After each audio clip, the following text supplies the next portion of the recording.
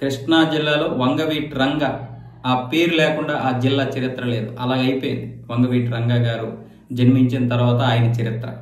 ఆయన వారసుడిగా వంగవీటి రాధాకృష్ణ రాజకీయాల్లోకి వచ్చారు. అటు కాంగ్రెస్ లో ఉన్నప్పుడు 2004లో ఎమ్మెల్యే అయ్యారు. ఆ తర్వాత ప్రజారాజ్యం పార్టీలో చేరి ఓడిపోయారు. తర్వాత వైఎస్ఆర్సీపీలో చేరి ఓడిపోయారు. మళ్ళీ ఇప్పుడు తెలుగుదేశం పార్టీలోకి వచ్చారు. ఇలా అన్ని విధాలుగా కొంతవరకు అయితే రాజకీయంగా పెద్దగా ప్రభావం అయితే చూపించలేకపోయారు.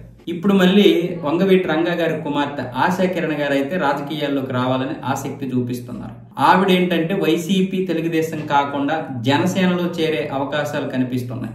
జనసేనలోనైతే కొత్త పార్టీ, అలాగే ఇప్పుడిప్పుడే గుర్తింపు పొందినటువంటి పార్టీ, పైగా పవన్ కళ్యాణ్ కాపుకు చెందినటువంటి వ్యక్తి అన్న విషయంలో అక్కడ చేరితే మంచిది. పైగా ఆయనకి మంచి లైఫ్ ఉంది, భవిష్యత్తు ఉంది, పార్టీకి కూడా మంచి భవిష్యత్తు ఉంటుంది అన్న విషయంలో ఆలోచిస్తున్నట్లుగా తెలుస్తుంది. ఆవిడ అనుచరులు అయితే ఆ విషయం చెప్తున్నారు తప్ప ఈ పార్టీలో చేరే అవకాశాలు అయితే ఉన్నాయి. ఏ పార్టీలో చేరుతారో తెలియదు. రాజకీయాల్లోకి అయితే వస్తారు కానీ పార్టీ పేరు అయితే స్పష్టంగా చెప్పలేదు.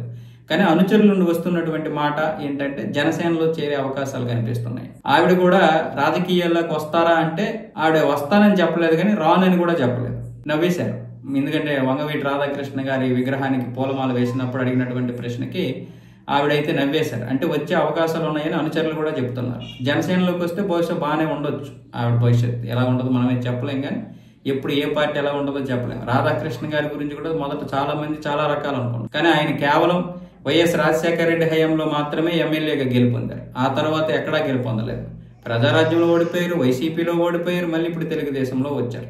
కాబట్టి రాజకీయాలు మారిపోయాయి. ఆనాటి సమీకరణాలు వేరు. తండ్రి పేరు చెప్పుకొని రాజకీయాలు నడిపేద్దామంటే అవ్వదు. అవి కేవలం ఆ వీడియోలకి జనం రావడానికి మాత్రమే పనికొస్తాయి. ఓట్లకు మాత్రం తండ్రి పేరు ఎందుకు పనికిరాదు. ఇప్పుడు అది వైఎస్ఆర్ పార్టీ కావచ్చు, లేకపోతే తెలుగుదేశం కావచ్చు, లేకపోతే బీజేపీ కావచ్చు, ఏదైనా కావచ్చు. మా తండ్రి వంగవీటి రంగ, మా తండ్రి వైఎస్ఆర్, మా తండ్రి ఎన్టీఆర్, అవి బాగున్నాయి.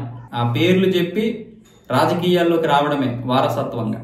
కానీ మీ యొక్క ఓన్ టాలెంట్, మీ యొక్క ఓన్ ఐడెంటిటీ ఉండాలి కంపల్సరీగా. అది లేకపోతే మాత్రం ఖచ్చితంగా వాటమి చూడాల్సిందే.